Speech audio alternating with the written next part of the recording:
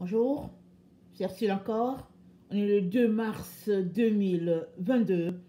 Alors, je vais sur la trompette une seconde fois aujourd'hui et je viens proclamer le retour de notre Seigneur Jésus-Christ. Soyez tous bénis et soyons tous encouragés, n'est-ce pas? Dans ce temps dans lequel nous sommes, au fait, qui sont les temps prophétisés dans l'Apocalypse. Alors on est dans ces temps-là et on ne peut rien faire pour ne pas les vivre parce que ben, c'est ça. C'est ça qui a été révélé, amen, à l'humanité par Dieu le Père. Alors il est bon notre Dieu, n'est-ce pas? Parce que s'il ne nous révélait pas ces choses-là, alors on manquerait de beaucoup de vigilance. Et même là qu'il nous les a révélés, souvent on traîne encore les pattes, si on peut le dire ainsi. Et c'est comme si, bon, voilà, les choses vont par elles-mêmes. Mais quand on lit la Bible, on se rend compte que Dieu nous a appelés à aller à contre-courant de toute épreuve sur notre chemin. Et je viens donc nous encourager, amen, parce que les temps dans lesquels nous sommes, ce n'est qu'un temps d'épreuve. Au fait, c'est ça. Ce n'est qu'une épreuve. Le Seigneur nous l'a dit. Et on va regarder dans les Écritures pour voir que c'est une épreuve, c'est-à-dire une étape, un cheminement. Alors, quand on va à l'école, le professeur, pour savoir si on a bien saisi la matière, nous donne des épreuves. Alors, on va dire, bon, j'ai un examen de ceci, j'ai un devoir de cela, mais il y a d'autres professeurs qui vont dire, vous avez des épreuves, vous avez une épreuve demain. C'est-à-dire, il va vous donner un petit test pour savoir si vous avez saisi la matière ou pas. Et si ce test, c'est le test qui va déterminer si tu vas en classe supérieure ou pas, alors si tu l'as réussi, tu vas en classe supérieure. Et si tu ne l'as pas réussi, tu es calé. Tu attends l'autre année. Et ceux qui l'ont réussi, ils vont de l'avant, n'est-ce pas? Alors, pour ce qui est de notre vie chrétienne, et puis pour ce qui se passe avec l'Apocalypse, je ne sais pas quels sont tous les critères et comment Dieu le Père va fonctionner, mais tout ce que je sais, il a dit, au vainqueur, voilà ce que je ferai. On va regarder tout cela. Mais avant cela, c'est quoi une épreuve? Amen. C'est quoi une épreuve? Alors, je suis partie, le titre c'est « Ce n'est qu'une tentation ». Alors, il y a de ces tentations qui sont pour carrément nous faire tomber. Il y a de ces tentations qui sont le type de tentations par lesquelles notre Seigneur Jésus-Christ est passé.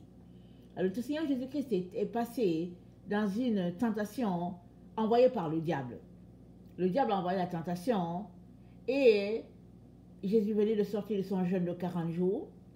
Il était sur le point de commencer son ministère et le diable est venu. Et quand on regarde les trois éléments sur lesquels il a tenté Jésus, on va noter que ces trois éléments qui élèvent la personne de Jésus-Christ. Alors il est venu, il lui a dit, si tu es fils de Dieu, ordonne que ces pierres deviennent du pain. Dans le fond, c'est pour un peu élever l'ego de Jésus. Hein? J'ai transformé des pierres en pain. Mais Jésus-Christ savait que si la faim, Dieu va le nourrir. La preuve est que après cette tentation, les anges sont venus, ils lui ont servi à manger. Il lui a encore dit, si tu es fils de Dieu, il l'a amené sur une montagne, il lui a dit, si tu es fils de Dieu, jette-toi. Parce que c'est dit que les anges vont te porter. Et ça, c'est un verset dans le psaume 91. Et Jésus-Christ lui a dit, tu ne tenteras pas Dieu. Parce que lui, il sait qu'il est fils de Dieu. Alors il lui a dit, tu ne tenteras pas Dieu. Et après aussi, il lui a présenté tous les royaumes de la terre. Et il lui a dit, si tu m'adores, je vais te donner tout cela. Mais ces trois tentations, tout humain sur la terre passe par là. Si, du moins, il est enfant de Dieu. Pour ceux qui ne sont pas enfants de Dieu, ben, ils n'appellent pas ça tentation. Pour eux, c'est comme la viande qu'on accroche sur le cou d'un chat. Mais pour ceux qui marchent avec Jésus-Christ, ils passent par ces trois éléments-là, et même beaucoup plus. Mais ces trois éléments regroupent à peu près les domaines de notre vie. de nos différentes vies. Alors, la tentation, donc, c'est synonyme d'épreuve parce que Jésus est sorti de son jeûne. Le diable est venu, le diable lui a présenté ces trois éléments-là pour le faire tomber. Et c'est dit, le diable s'est retiré de lui jusqu'à une autre occasion. Jésus-Christ a commencé son ministère. Donc, on voit que c'était comme pour le bloquer. Et on peut reprendre l'exemple qu'on a donné ce matin sur Joseph. Joseph, voilà, il a été vendu par ses frères. Il est arrivé chez Potiphar. Il était quand même aimé par Potiphar. Et oups, la femme de Potiphar était amoureuse de lui. Et une épreuve difficile, n'est-ce pas? Joseph s'est battu comme il a pu. Il s'est sauvé tout nu, mais il a fini en prison. Parce que ça a été rapporté qu'il avait tenté quelque chose. Mais le temps a prouvé l'innocence de Joseph. En prison, le temps a prouvé son innocence. Et il est sorti de la prison à la gloire. Amen, dans une position beaucoup plus élevée. Donc, les épreuves sont là pour nous propulser plus loin, ou bien, si on les rate, on saisit qu'on ne l'a pas réussi. Et le Seigneur nous donne toujours des chances. Jusqu'à ce que le moment vient où, finit les occasions de chance. Alors, ce n'est qu'une tentation. Dans Apocalypse 3, le verset 11, le Seigneur Jésus-Christ nous dit ceci.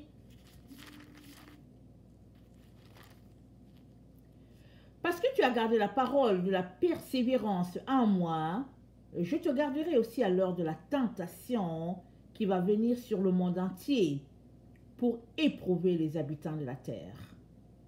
Nous sommes dans ce temps de tentation-là qui vient pour nous éprouver. Alors, c'est quoi la tentation? Tentation, je suis allée sur Wikipédia, ça dit que c'est un synonyme d'épreuve. Alors, l'épreuve, c'est une expérience ayant pour but de faire connaître la valeur d'une chose ou d'une personne. Exemple, le gouvernement trouve que ça fait longtemps que ce pont existe. Disons que le pont, ça fait 100 ans. Ok, ça fait 100 ans que le pont a été construit. Alors, le gouvernement va éprouver la structure du pont pour savoir si c'est toujours solide. Parce qu'il ne faudrait pas que les gens meurent en passant sur ce pont-là. Alors, il va envoyer des ingénieurs, ils vont essayer de voir si le pont est toujours solide. Et après, ils vont le renforcer s'ils trouvent que vraiment c'est risqué. Voilà un peu un exemple d'éprouver quelque chose. Alors, l'épreuve est nécessaire dans la vie de tout être humain. Il n'y a personne qui ne passe par une épreuve. Même dans les sociétés les plus reculées, dans les campagnes, les parents font passer les enfants par les épreuves. Souvent, ils vont déposer de l'argent, ils vont sortir. Ils vont voir si l'argent va disparaître ou pas. Alors, s'il revient que l'argent n'est pas là, ils vont demander aux enfants, mais qui a pris l'argent? S'il y a 4 enfants à la maison et que chacun dit, je n'ai pas pris, les parents vont savoir qu'il y a quelqu'un dans la maison qui a pris cet argent-là, parmi les enfants. Ils vont savoir qu'il y a un qui a un problème. Alors, soit ils vont insister pour savoir c'est qui, parce qu'il faut qu'ils règlent le problème. Soit ils vont laisser, ils vont dire, ok, on va finir par l'attraper. Petit à petit, ils vont finir par attraper la personne, ils vont l'appeler pour dire, écoute, si tu n'es pas capable de laisser $1 qui ne t'appartient pas et que tu le mets en poche, ça veut dire que plus tard, tu es capable de prendre $100 qui ne t'appartient pas et le mettre dans la poche. Alors, généralement, les parents, ils font passer les enfants par ce temps-là pour savoir, pour leur donner une éducation, des leçons de vie. Donc, les épreuves, c'est pas mauvais. Amen, c'est pas mauvais. C'est pour asseoir en nous vraiment des fondements assez solides. Alors, si donc tu ne réussis pas ton épreuve, tu te rends compte qu'au fait, tu as des choses à réajuster. Tu as des choses au fait, à acquérir encore. Quand c'est dans le cas des études, souvent on fait 2 ans dans la même classe, souvent on reprend le même cours 3, 4 fois, parce que les unités, il faut les épuiser et puis on ne comprend pas la matière. Et puis ben voilà, et ça c'est des exemples. Alors dans le Notre Père, la prière que Jésus-Christ nous a apprise, on dit ceci: Notre Père qui est aux cieux, que ton nom soit sanctifié, que ton règne vienne, que ta volonté soit faite sur la terre comme au ciel. Donne-nous aujourd'hui notre pain de ce jour. Pardonne-nous nos offenses, comme nous pardonnons aussi à ceux qui nous ont offensés. Ne nous soumets pas à la tentation, mais délivre-nous du mal. Je vais m'arrêter là. Alors, ne nous soumets pas à la tentation. Qu'est-ce qu'on est en train de dire à Dieu? On est en train de lui dire, s'il te plaît, aide-nous afin qu'on ne se retrouve pas sur le chemin où on sera séduit. Parce que Dieu ne tente pas. Il ne tente personne, notre Dieu. Écoutez ce que Jacques dit. Jacques 1, le verset 13. Excusez-moi.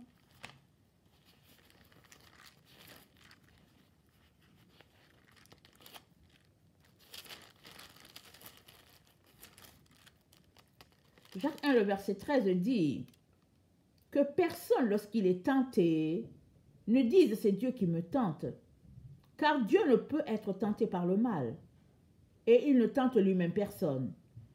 Mais chacun est tenté quand il est attiré et amorcé par sa propre convoitise. Puis, la convoitise, lorsqu'elle a conçu, enfante le péché. Et le péché étant consommé, produit la mort. Donc voilà, Jacques est clair. Il dit que personne ne dise que c'est Dieu qui le tente. Donc c'est le diable qui tente. Alors le diable tente pourquoi? Soit parce qu'il a vu en toi cette faiblesse-là, parce qu'on est vu dans le monde spirituel. Si toi tu ne sais pas qui tu es, en tout cas dans le monde spirituel, tout le monde sait qui est qui. Alors si toi, tu ne sais pas tes faiblesses, le diable sait tes domaines de faiblesse. Alors il est donc très important que tu pries chaque fois afin que tes faiblesses te soient révélées. Alors, Jacques dit, chacun est tenté quand il est attiré et amorcé par sa propre convoitise. C'est-à-dire, c'est dans ton cœur que la chose se passe. Ce n'est pas Dieu qui veut que tu tombes. Ce n'est pas Dieu qui te met un piège sur le chemin. Non, c'est que c'est ta propre convoitise qui te pousse à cette situation-là. Et 1 Pierre 2, le verset 11 nous dit, bien-aimés, je vous exhorte comme étrangers et voyageurs sur la terre à vous abstenir des convoitises charnelles qui font la guerre à l'âme. Alors, nous sommes exhortés par l'apôtre Pierre à ne pas aller dans une certaine direction. S'abstenir, c'est refuser d'aller dans le sens de nos convoitises. Et ça, je vous dis, ça demande qu'on soit des gens qui s'exercent à cela. Alors, si tu n'as pas pris l'habitude de jeûner pour soumettre ta chair, je viens t'encourager à commencer à le faire. Parce que le jeûne te pousse à l'abnégation. Le jeûne te pousse à fixer des limites, des barrières. Par exemple, dire au Seigneur, écoute, je vais sauter un repas. Et quand l'heure du repas vient, surtout si tu vis en famille avec tout le monde, alors tu vois tout le monde manger, mais toi, tu dois t'abstenir, ne pas manger. Personne ne t'oblige, hein? Mais tu as promis à Dieu que tu sauterais un repas. Alors, C'est sur la base de ta relation avec le Seigneur. C'est sur la base de ta promesse à ce Dieu-là. C'est sur la base de ton amour pour lui que tu décides que tu ne vas pas manger. Alors que tu ne manges pas et que ton ventre crie famine, ton ventre fait du bruit, alors que l'odeur, ça t'envoie que tu dois manger, l'odeur est tellement attirante, et puis, mais toi tu dis non, non, non, alors que tu es en train de combattre en ton fort intérieur en disant non, non, je ne veux pas manger, tu es en train de soumettre ta chair, en train de dire à ta chair, c'est moi qui suis le boss, c'est pas toi. Tu es en train de dire à tes intestins, hey, c'est moi qui commande, ce n'est pas vous. Alors que tu pratiques cela souvent et souvent et souvent, quand une convoitise dans laquelle tu tombais par le passé se présentera à toi, tu auras acquis la force de dire non. C'est tout, tu auras acquis la force de dire non. Alors, l'apôtre Pierre nous dit donc, je vous exhorte comme étrangers et voyageurs. Mais il parle à qui? Aux gens qui pensent qu'ils sont étrangers et voyageurs sur cette terre. Il leur demande de s'abstenir. Mais si toi tu penses que la vie de ce monde, ça te sied bien, le conseil de Pierre, ce n'est pas pour toi. Puisque la vie du monde consiste dans les convoitises. Tu vois une personne qui a une voiture rouge, tu veux la jaune. Tu vois une personne qui a une jupe blanche, tu veux la bleue. Ça, c'est la vie de ce monde. Une vie de mode, on dit bon c'est la mode, et puis il faut s'habiller comme ci, il faut faire cela, et puis tout le monde va entrer sur la mode, les vêtements, tout est faux sur la mode.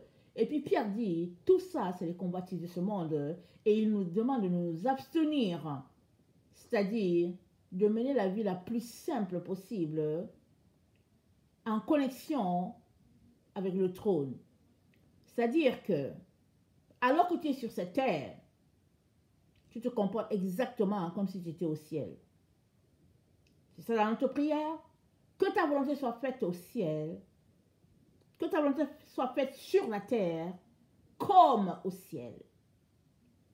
Alors, les voyageurs et les pèlerins sur cette terre se comportent selon la loi du ciel, parce qu'ils sont de passage. Alors, Pierre nous exhorte à cela. Et même tous les écrits de Paul vont dans ce sens-là. Alors Jacques nous dit donc de ne pas accuser Dieu dans nos convoitises.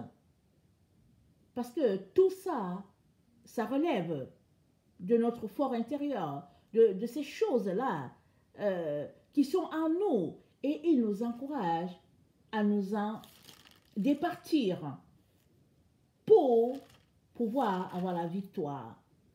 Et quand donc Dieu nous dit qu'il y a une épreuve qui arrive sur la terre afin il dit il y a une tentation qui arrive afin d'éprouver tous les habitants de la terre, c'est tout le monde qui est dedans. Alors il place la barre quelque part et ceux qui réussissent l'épreuve, ils vont en classe supérieure, ils vont de l'avant, et ceux qui la ratent, ben, ils restent à l'endroit où ils sont, ou bien ils sont rétrogradés, si on peut le dire ainsi. Mais au fait, qu'est-ce qu'il est en train de nous dire ici? Il est en train de nous dire que ça dépend de nous de réussir l'épreuve ou pas. Regardez, quand on sait que c'est la fin de l'année et qu'on a des examens qui approchent, qui vont prouver que nous allons en classe supérieure, ou bien suppose que c'est pour quitter le secondaire pour aller au cégep, ou bien quitter le lycée pour aller à l'université, peu importe, les gens ne s'amusent pas. On dit, mais ça fait longtemps qu'on t'a vu. Oh non, non, je suis en train de préparer mes épreuves. Parce qu'on veut les réussir. On est studieux. Alors imaginez combien on est studieux pour les choses de ce monde et combien on est négligent par rapport aux choses de Dieu. Et les temps dans lesquels nous sommes nous appellent à être studieux par rapport aux choses de Dieu. Mais c'est quoi les choses de Dieu? C'est sa parole. Il n'y a pas autre chose. C'est sa parole. Jésus-Christ a dit quoi? Celui qui a mes commandements et qui les garde, c'est celui qui m'aime. Alors Jésus-Christ te dit que si tu l'aimes, tu devrais être en train d'observer ses commandements, en train de les mettre en pratique. On devrait te voir actif à ces commandements-là, c'est ce qu'il est en train de te dire. Alors, le contraire est aussi vrai. Maintenant, si tu ne l'aimes pas, ben, l'évidence est là. Tu ne marches pas selon ses commandements, tu marches plutôt selon les lois de ce monde, ou bien les commandements de ce monde, c'est ça qu'il est en train de dire. Alors, nous sommes dans un temps d'épreuve, et ce n'est qu'une épreuve, parce qu'on est appelé à aller jusqu'à la fin. Mais où est la fin? La fin, oui, elle est tracée par le Père, mais on est dans une épreuve. Quand est-ce que ça a commencé? Ça commence à partir du moment où tu donnes ta vie à Jésus. Mais dans les temps dans lesquels nous sommes, l'épreuve va son plein. On est en pleine épreuve. Alors, on n'a pas tous le même type d'épreuve, parce que l'épreuve, c'est en fonction de ta marche avec le Seigneur. On n'est pas dans le même type d'épreuve. Mais, il faut qu'on sache que si ça fait 40 ans que tu as rencontré le Seigneur, c'est sûr que tu seras classé parmi les gens de 40 ans. On ne va pas te donner une épreuve avec les enfants, avec ceux qui ont 2 ans dans le Seigneur, mais non. Tu as 40 ans de vie avec le Seigneur. Ton épreuve sera en fonction de ceux qui ont 40 ans avec le Seigneur. Alors, si tu le réussis, bravo. Mais, il me semble que si tu as 40 ans de vie avec le Seigneur et que tu as marché comme un enfant qui a 2 ans, je ne vois pas comment tu vas réussir ton épreuve selon le niveau de 40 ans. Voilà pourquoi il est très important d'être studieux et puis de dépendre totalement de Dieu pour dire « aide-moi » parce que quand l'épreuve arrive, tu ne sais pas forcément c'est quoi l'épreuve. Mais toujours est-il que tu dois la réussir. Tu dois passer au-dessus de l'épreuve pour pouvoir toujours rester connecté avec le Seigneur. Alors, Jude nous dit, dans Jude, il y a juste un seul chapitre, ce qui fait qu'il n'y a pas de 1, 2, 3, ce n'est qu'un seul chapitre. Jude nous dit, il dit, maintenez-vous dans l'amour de Dieu, en attendant la miséricorde de notre Seigneur Jésus-Christ pour la vie éternelle. Il dit, reprenez les uns, ceux qui contestent, sauvez-en d'autres, en les arrachant du feu, et pour d'autres encore, ayez une pitié mêlée de crainte haïssant jusqu'à la tunique souillée par la chair. Écoutez ce qu'il dit. Or, à celui qui peut vous préserver de toute chute et vous faire paraître devant sa gloire irrépréhensible et dans l'allégresse, à Dieu seul, notre Sauveur, par Jésus-Christ, notre Seigneur, soit gloire, majesté, force, puissance, dès avant tous les temps, et maintenant, et dans tous les siècles. Amen. Alors, Jude, il est en train de nous dire qu'il n'y a qu'une seule personne qui peut nous préserver de toute chute. Et cette personne, c'est Jésus. Il n'y a pas quelqu'un d'autre. Alors, quand on prie, on dit, Seigneur, ne nous induis pas à la tentation, mais délivre-nous du mal. On est en train de lui dire, Jésus, donne-moi la force de tenir devant les épreuves. Jésus, donne-moi d'être éveillé, de réaliser que non, ici c'est le piège de l'ennemi. Jésus, ouvre mes yeux afin que je sache quelles sont les tactiques de l'ennemi. C'est ça qu'on est en train de dire à Jésus. Parce que les épreuves, c'est dans notre quotidien et dans la vie de tout un chacun. La différence entre les gens, c'est qu'il y a certains qui tombent directement dans les épreuves parce que ils ne voient pas du tout. D'autres, ils s'en sortent et ils sont tout simplement dépendants de Dieu. Ils ne s'en sortent pas parce qu'ils sont intelligents plus que d'autres, mais non. Mais c'est tout simplement parce qu'ils ont tissé une relation de dépendance avec Dieu qui fait qu'il les soufflote, il les souffle que, ici, là, fais attention. Fais attention. Alors, Jude nous dit, Jésus-Christ est le seul qui peut nous préserver de toute chute. Et quand tu sais ça là, mais tu fais tout pour l'aimer. Tu fais tout pour ne pas le décevoir. Tu fais tout pour être accroché à lui.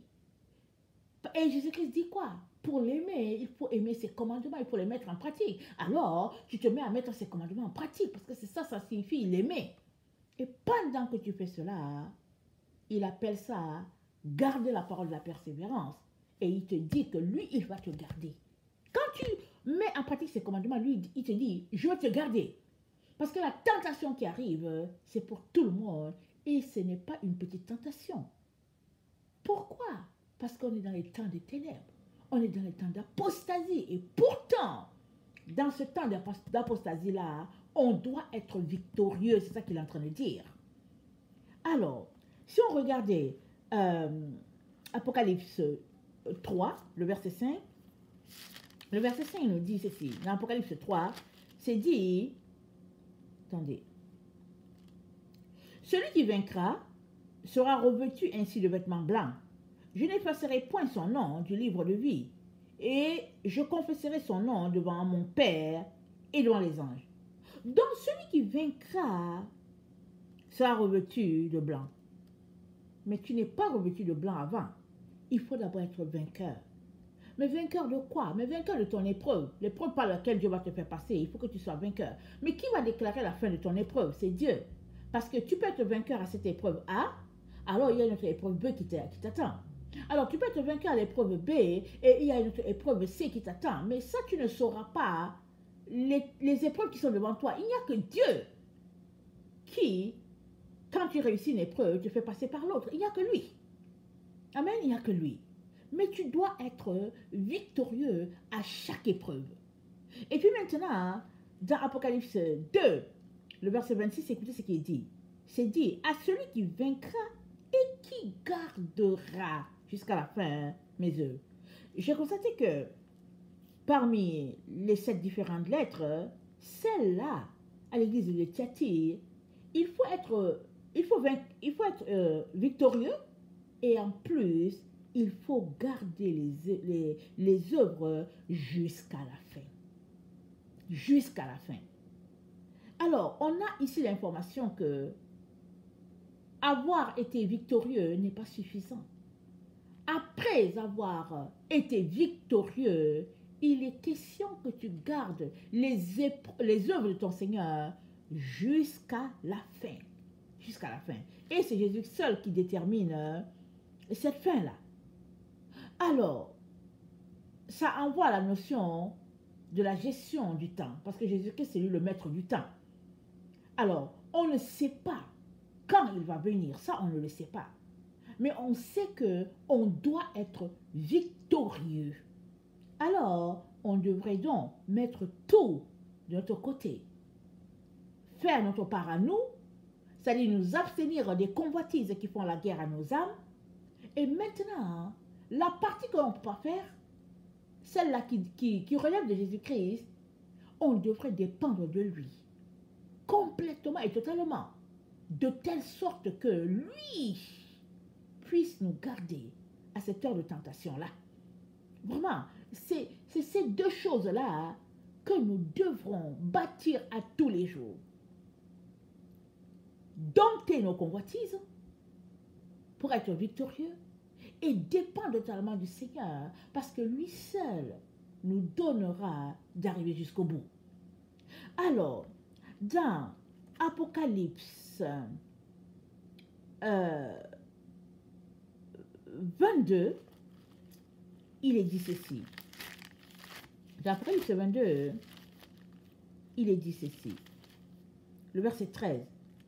Je suis l'alpha et l'oméga, le premier et le dernier, le commencement et la fin.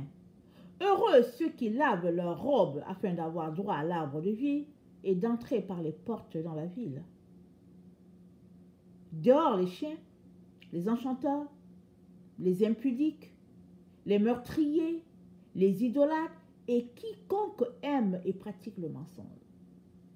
Donc, il dit qu'il est le commencement, il est la fin. Ça veut dire qu'au début c'est Jésus, à la fin c'est lui. Alors, c'est pas toi et moi qui sommes à la fin, c'est Jésus. Ça envoie encore l'idée de dépendance. Alors, c'est lui qui peut nous ouvrir la porte, c'est lui qui peut la fermer. Alors, si nous dépendons de lui totalement et que nous sommes connectés à lui dans l'intimité, lui, il nous fera entrer. C'est ça que ça veut dire. Il dit, heureux celui qui lave, afin d'avoir droit à l'arbre de vie.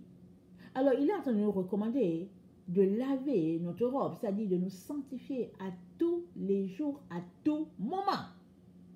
C'est ça qu'il est en train de nous dire. Et il est aussi en train de nous dire que tous ceux-là qui marchent contraire à la croix, ils seront jetés dehors. Et il les appelle les chiens, les enchanteurs et tout cela.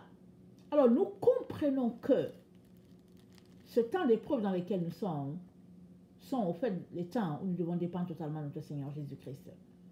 Nous avons aussi Apocalypse 21, le verset 7 nous dit « Celui qui vaincra héritera ces choses, je serai son Dieu et il sera mon fils. » Il est question d'être vainqueur.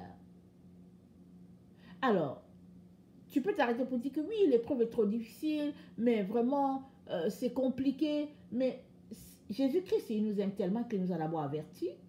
Il nous a dit qu'il y a quelque chose qui arrive contre nous. Il l'a dit par la bouche de l'apôtre Jean depuis 2000 ans. Vraiment, il est extraordinaire, notre Seigneur. Deuxième, il nous a dit de nous abstenir de toutes ces choses-là, parce que des convoitises de ce monde, parce que ça va nous empêcher d'être victorieux. Et enfin, il nous dit que si nous dépendons de lui totalement, lui, il va nous garder. Alors, il a tout donné, puisque lui-même, il est passé par là. La Bible dit qu'il a vécu toutes les tentations par lesquelles nous passons. Il les a vécues. Elles ne sont pas tout simplement toutes mentionnées. Il les a vécues. Parce qu'il a été pleinement homme, quoique Dieu. Et ça veut dire que toi et moi, nous pouvons dépendre de lui. Mais maintenant, la question, elle est celle-ci. Quelle est notre disposition d'esprit quand nous venons devant lui?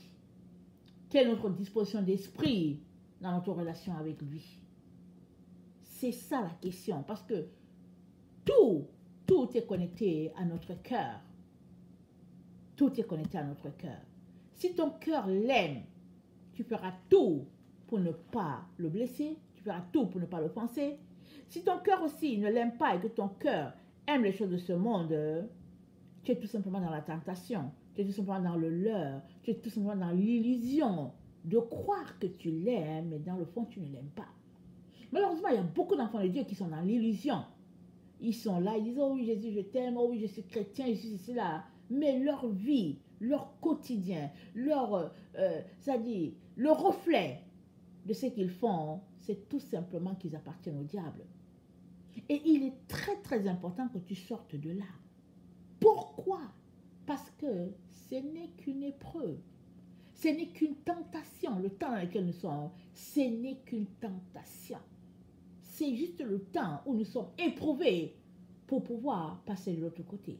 Et l'autre côté, c'est où? C'est pour que la vie continue. C'est pour le millénium. C'est ça.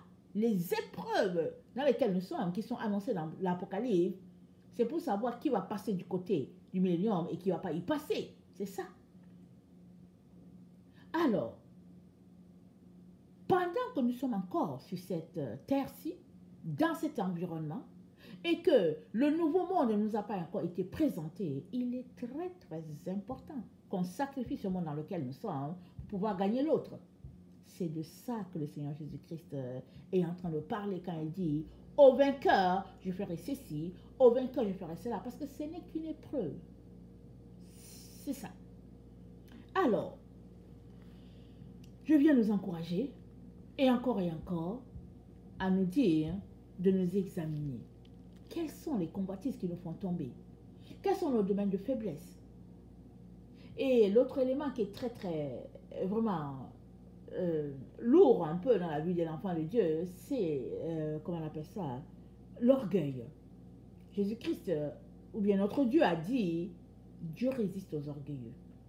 Alors, si tu es orgueilleux là, tu ne peux même pas passer, au fait, c'est ça. Tu ne passes pas, parce que c'est un mur qui se dresse entre Dieu et toi. Commençons par descendre notre piédestal. Commençons par nous voir tout simplement comme des simples vers de terre que nous sommes. Parce que dans le fond, nous ne sommes juste que des petits vers de terre. Nous avons été faits de la terre. Si nous le voyons comme ça, nous allons réaliser que Dieu nous a tellement aimés qu'il a mis son esprit en nous. Et nous allons comprendre pourquoi les anges s'émerveillent. devant tant de gloire dans de l'argile. Ils sont émerveillés. Et une fois émerveillés, nous allons réaliser que nous devons prendre soin de qui nous sommes parce que Dieu nous a tellement considérés. De terre que nous sommes. Il nous a considérés.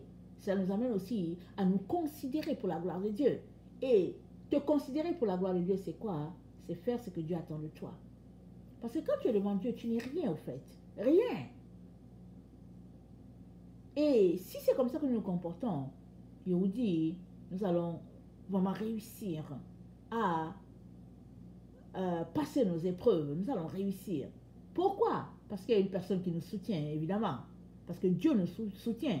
Il nous a donné sa parole. Il a dit, je te garderai à l'heure de l'épreuve. Maintenant, s'il vous plaît, examinons-nous. Questionnons nos mobiles. Questionnons nos motifs. Examinons-nous. Donnons-nous la note qu'il faut. Ne nous cotons pas très haut. Donnons-nous la note. Reconnaissons nos faiblesses et venons devant lui. Vraiment, genoux au sol. Visage au sol. Les pleurs, les larmes. Il va nous aider. Il va nous aider. Amen. Que le Seigneur bénisse sa parole. Je vous aime beaucoup et Dieu davantage. Maranatha, Jésus revient. Amen et amen. Soyez bénis. Alléluia.